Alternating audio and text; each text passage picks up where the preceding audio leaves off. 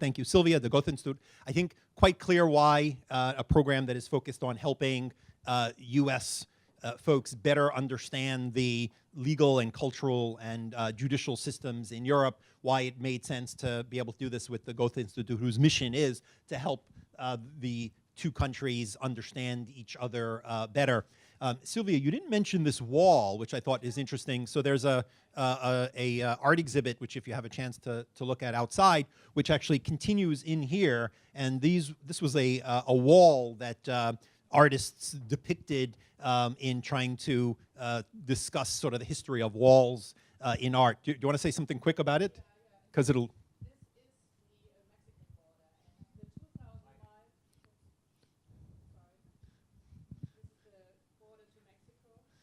The border to Mexico, and the 2,000 miles are actually reduced to 2,000 inch. So you really, it's a geo map, Google map, and you can see the entire wall.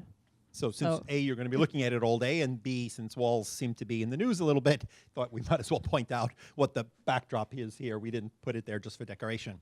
Okay, before I introduce Nico, let me just say something. I think you all understand this because we've tried to set it up as the reason we were doing the event. We will for sure end up talking about privacy. It's inevitable given the speakers in the audience and our organization. But you are all capable of reading the GDPR over and over and over and going to IAPP conferences and webinars and talking to inside and outside counsel. Our goal is to not dwell on some of the nuances.